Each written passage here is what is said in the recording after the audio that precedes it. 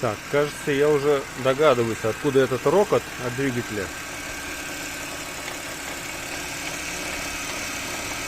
Так, если открыть бачок гидроусилителя, да,